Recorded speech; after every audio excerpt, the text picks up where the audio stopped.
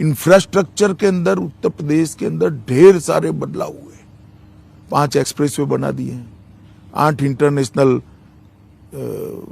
Airport बने हैं, total 12 airport बन गए हैं, 70,000 किलोमीटर रोड का चौड़ीकरण या तो सुदृढ़ीकरण किया गया है, 7,000 किलोमीटर ग्रामीण सड़कों को बनाया गया है। ये सारी चीजें आज भारतीय जनता पार्टी के हम 5 एक्सप्रेसवे, मतलब अखिलेश जी कहते हैं कि ये सब एक्सप्रेसवे तो हमारे समय में बन रहे थे, इसका क्रेडिट योगी जी लेना चाह रहे हैं। अखिलेश जी कोई नक्शा बता दे पहले, एक छोड़कर। और अब ये 5 एक्सप्रेसवे के साथ राज्यों के रोड्स को जोड़ने का, हर जनपद को जोड़ने की भी हम शुरुआत कर रहे हैं। तो एक इंफ्रास्ट्रक्चर और एजुकेशन, ये दोनों में जो परिवर्तन आया है, इससे युवाओं की आशाएं बहुत जगी है, एक आत्मविश्वास जगा है और कुछ कर दिखाने का जोम भी बढ़ा है। और मैं मानता हूं कि उत्तर प्रदेश का युवा अगर देश के विकास के साथ जुड़ता है तो समग्र देश के लिए बहुत अच्छा है। अमित शाह जी, पंजाब की अगर और थोड़ा सा देखें, उसके चुनाव की तरफ थोड़ा नजर डालें, वहां पे मतदान हो चुका है। क्या लगता है आपको, कैप्टन अमरिंदर और सुखदेव सिंह ढींसा जी के संग साथ में जो आपने मिलकर वहां पे लड़ाई लड़ी, कैसे देखते हैं आप उसको? क्या आप पंजाब के चुनाव का एक आकलन ज्योतिषियों के अलावा कोई नहीं कर सकता। बड़ा विचित्र प्रकार का चुनाव हुआ है, मगर हम आशावादी है कि हमने बहुत अच्छे से चुनाव को लड़ा है। फार्मर एजिटेशन में का खामियाजा सबसे ज्यादा आपको उधर भुगतना पड़ा। वैसे भी आप ज्यादा सीटों पे अभी तक लड़ते नहीं थे अकाली दल की वजह से। मैं पंजाब में 9 रैली कर आया हूँ जी। मैं आपको बताता हूँ, वहाँ सुरक्षा भी एक बहुत बड़ा मुद्दा है जी। सीमांत प्रदेश है और मोदी जी को जिस तरह से भाषण करने से रोका गया, वो भी बहुत बड़ा मुद्दा है।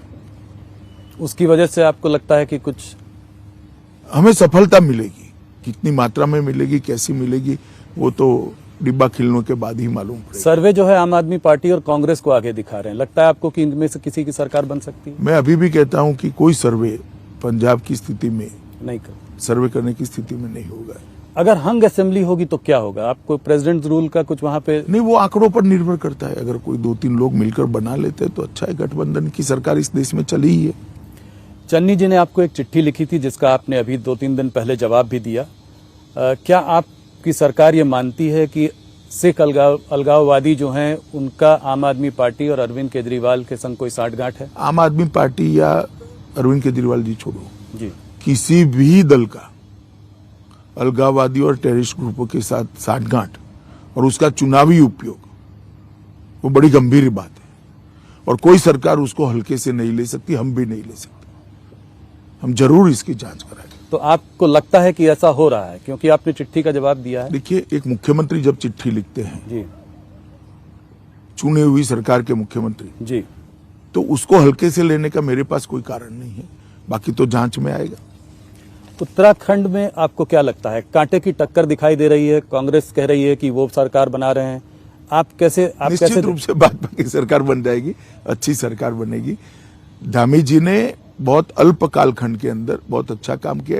इन टोटो 5 साल में उत्तराखंड के अंदर 4 धाम के प्रोजेक्ट्स हो या बिजली के प्रोजेक्ट्स हो, ढेर सारे काम हुए और गरीब कल्याण वहां पर भी बहुत बड़ा मुद्दा है। कुछ आपने तीन मुख्यमंत्री रहे इस 5 सालों में, कुछ आपके बड़े नेता छटक के कांग्रेस की ओर गए, इसका कोई नुकसान हो सकता है? होता ही है, मगर एक पॉजिटिव वोट बैंक भी बड़ी जनरेट हुई। सरकार आप अच्छी बहुमत से बनाएंगे? विश्वास के साथ मैं कहता हूं अच्छे बहुमत से सरकार। गोवा को आप कैसे देखते हैं? गोवा में भी हमारा परफॉर्मेंस बहुत अच्छा है, स्थिति में हम सुधार करेंगे। गत चुनाव से हमें ज्यादा सीटें मिलेगी। पिछली बार तो कम सीटें होते हुए भी सरकार आपने ही बनाई थी। इतनी कम नहीं थी जी, मगर कम थी। इस बार हम स्थिति में बहुत सुधार करेंगे और सरकार आपकी बनेगी। सरकार हमारी बनेगी। और मणिपुर में भी बहुत अच्छा चुनाव हमारे लोग लड़ रहे हैं। 5 साल में मणिपुर में एक भी बार बंद नहीं हुआ है, ब्लॉकेड नहीं हुआ है। टेररिस्ट एक्टिविटी को कंट्रोल करने के अंदर हम सफल हुए हैं। और मणिपुर में डेवलपमेंट के काम भी पहली बार पहाड़ के लोग कह रहे हैं कि पहाड़ पर किसी एक सरकार ने डेवलपमेंट किया है तो भारतीय जनता पार्टी की बीरेन सिंह सरकार ने डेवलपमेंट किया है। पहाड़ पर हमें बहुत अच्छा इस बार समर्थन मिलने का मैं आशा रखता हूं। अमित शाह जी, आपने बहुत दिनों बाद हम लोगों को इंटरव्यू दिया है, तो इसलिए मैं आपको 2-3 सवाल और पूछकर ही जाने दूंगा।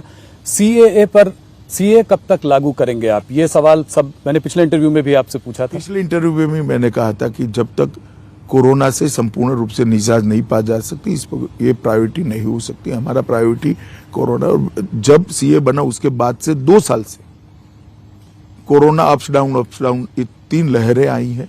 अब सौभाग्य से तीसरी लहर भी धीरे धीरे अब समाप्त होने जा रही है। देश नॉर्मल स्थिति में आ रहा है। तो अब इसका मैंने कहा ना कि कोरोना के साथ जुड़ा हुआ है, हम तुरंत इस पर फैसला करेंगे, मगर इस पर पीछे हटने का क्वेश्चन डज नॉट अराइज। इस चुनाव में यूनिफॉर्म सिविल कोड का भी मुद्दा उठ गया। आप लोगों ने उत्तराखंड के चुनाव के 2-3 दिन पहले ही आप लोगों ने इस मुद्दे को उठाया, तो क्या आपकी सरकार इसको आगे बढ़ाएगी? देखिए, उत्तराखंड के मुख्यमंत्री जी ने उत्तराखंड नई सरकार जो बनने वाली है इसकी घोषणा में इसको शामिल किया है। अंत में जी उन्होंने एक प्रेस कॉन्फ्रेंस कर, तो मैं मानता हूं कि उत्तराखंड में ये हमारी सरकार बनने के बाद हम इसको करेंगे। पर यह देश भर में लागू होगा? वो बहुत व्यापक चर्चा करनी पड़ती है, करेंगे सबसे चर्चा। पर यह शुरुआत है। हाँ, ये शुरुआत। मैंने ये भी आपसे पिछली बार पूछा था, एक बार और पूछूंगा कि कश्मीर की जनता कब उम्मीद कर सकती है कि वहां चुनाव होगा? डिलिमिटेशन समाप्त होने को आया है। डिलिमिटेशन समाप्त होने के बाद जो 6-8 माह का वाजिब समय होगा उसमें हम जरूर चुनाव करा लेंगे।